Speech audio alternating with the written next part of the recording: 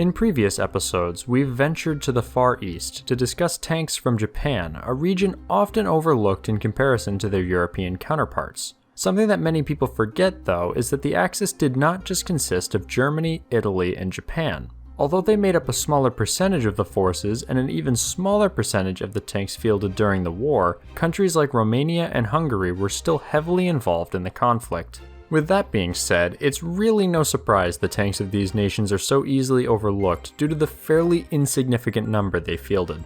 In future videos, I plan to look into many of these vehicles such as the Turan and Maréchal, but for today we're going to consider one of the Romanian attempts to upgrade some of their vastly outdated tanks they had received earlier in the war. Throughout history, there have been countless tanks, all designed to kill. But not all have been a success. What happened to the ones that never made it, and why did they fail? My name is ConeOfArc. Join me as we journey through time, uncovering failed projects and forgotten creations in Cursed by Design. Before we get into today's video, I'd like to quickly talk about something the more creative-minded among you might be interested in. If you've ever been watching a video on YouTube and thought to yourself, I'd like to do something like that for my own channel, if only I could figure out how to edit videos, then today's sponsor is the first place you should look. Wondershare Filmora 10 is an amazing tool for beginners with its simple interface and tons of presets which you can use to create professional videos in no time. Honestly, after just messing around with the software for a little bit, it's already making me regret spending 5 times more on editing software. Let's go ahead and hop into the software and I'll show you what I mean.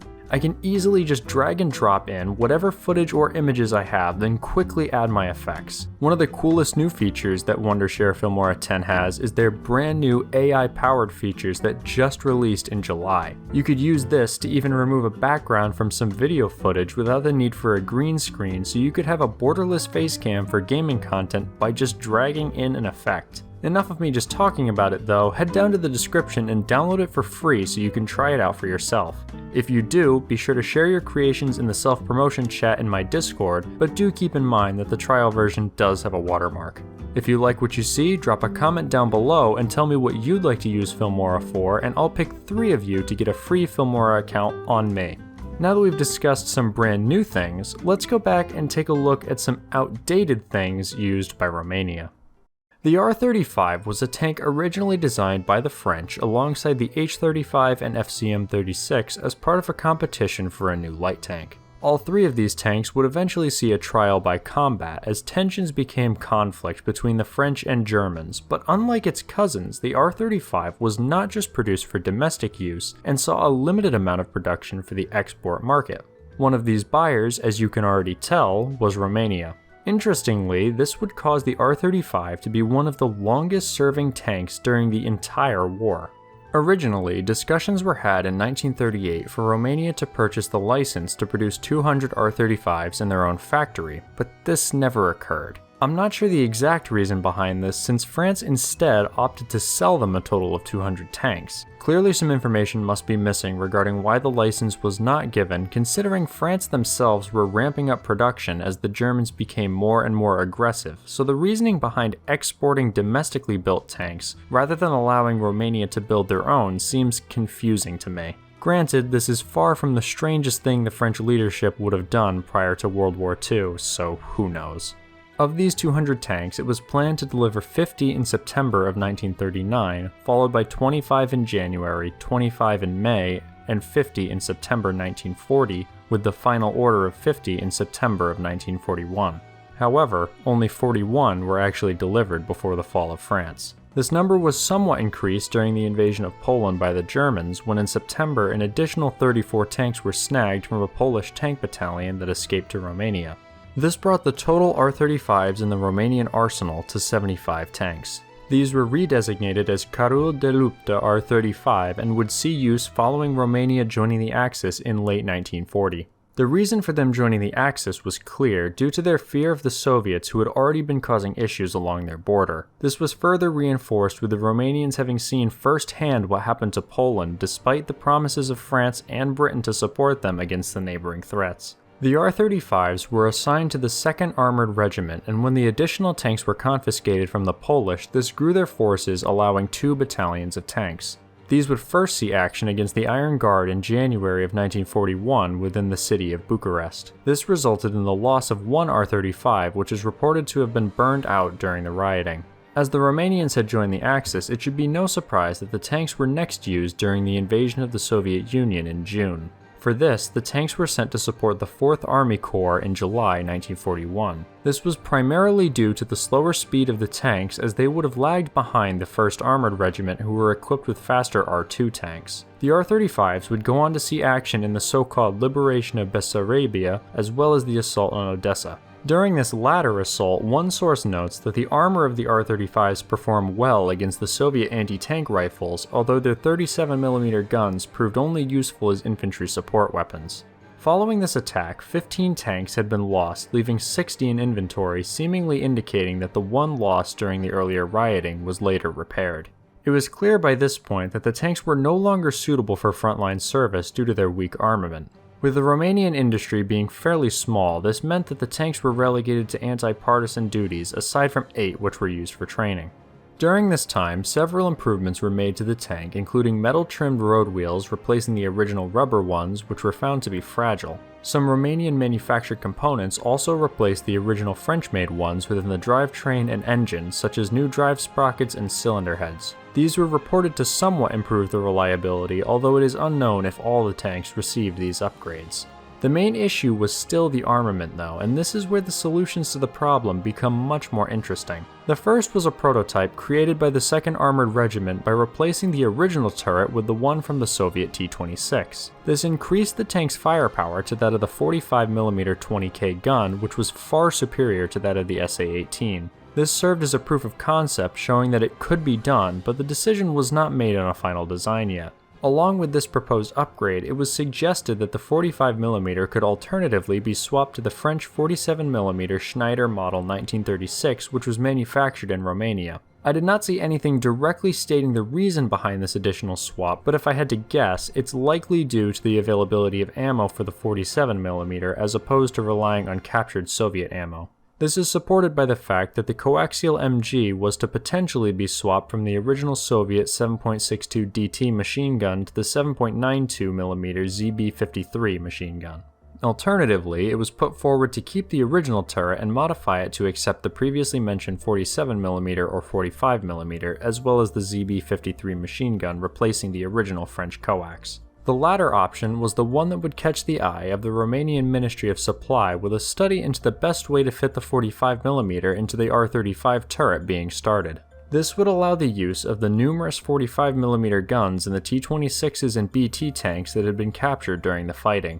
As you can see from photos of the original SA-18 cannon, it was incredibly short, so even the relatively short 45mm was like trying to cram a pool stick into a backpack. In the end, it was decided to use the same method the Soviets had used in their tanks and extend the turret front to accommodate the increased length and recoil mechanism. Plans for the coaxial machine gun ended in a dead end when it was found that there just wasn't enough space for it alongside the larger breech and recoil mechanisms. The supply of ammunition was also reduced significantly from 90 37mm shells to 30 to 35 for the 45mm. I'd still say that this was a worthwhile sacrifice though, considering it at least gave the crew a slightly better chance in tank engagements, especially against lighter armor. The modified mantlet also changed the armor layout for the turret slightly, with the front being made up of 2 cast armor plates. The exact thickness of the external plate is not known, but one turret does remain, which allowed an estimate of around 10mm for the internal mantlet to be made. The original prototype had a more rounded mantlet, unlike the flat one on the final production vehicle. The first prototype of the upgunned Carul de Lupta R35 was completed towards the end of February 1943. Trials that followed found it to be an improvement over the tank, which, to be frank, isn't saying much. Nevertheless, 30 of these conversions were ordered, although one source claims it to be a slightly higher number at 33. These completed conversions were reassigned to the 2nd Armored Regiment in June of 1944, just prior to the Romanians switching to the side of the Soviets, but we'll talk more about that in a little bit. The first use of these tanks was immediately following their return to the regiment facing off against the rapidly approaching Soviet forces. Around this time, the designation for the tank was changed from Carul de Lupta R35 to Vânătorul de Care R35, meaning Tank Hunter R35. A bit of wishful thinking if you ask me, considering that it was being fielded in 1944. The designation doesn't seem to have been used very much during the war, but it is common in post-war sources. Conversion of the entire inventory of tanks was originally planned, however, when Romania signed the truce with the Soviets in August, following the fascist leadership being dismantled, this was not done. With the Red Army now essentially in control of the Romanian forces, this also put them in control of what was and what was not to be produced, and the upgraded R35s were not chosen. With further upgrades blocked, both the upgunned and original R35s turned their guns on their former allies as they assisted the Soviets in driving the Germans back. Exact combat reports for the upgraded R35s do not exist due to the Romanians not differentiating between the two types of R35s in service within their documents, although ammunition deliveries help somewhat since the tanks would have used either 37mm or 45mm depending on the armament. I was unable to find these reports, so I cannot use them. Regardless of what the tanks had in their turrets though, we know for sure that the crews had balls of steel as these tanks were used in numerous engagements against the Germans up until the end of the war. The following is what I could find regarding their use in battle, but keep in mind that I don't know which tanks were used where. 9 R35s were used within a mixed battalion to stop the Germans in the capital. In August 1944, an armored force was created using a platoon of R-35s as well as tanks from training schools which saw use in the Ploiești sector. During later battles in the Huron Valley, 8 R-35s were lost with an additional 2 damaged. R-35s were also used to support naval troops to free Făgăraș as well as supporting other Romanian troops as they pushed back against the Germans. By February of 1945, only 14 tanks were still in use, with this number quickly falling after use alongside the Soviets in Czechoslovakia and Austria. None of these tanks remained in service by the end of the war, however the fact that they survived till nearly the end is remarkable. The bravery of the two-man crews of these small tanks was even recognized by the Soviets they fought alongside. Reportedly, some of the R-35s were even repaired and placed back into service following the end of the war, although if any of these were armed with a 45mm gun is unknown. A single original R-35 remains on display at the Bucharest Military Museum, as well as one mostly intact Vânătorul de Care R-35 turret which is located somewhere near the Huron Valley in modern-day Slovakia.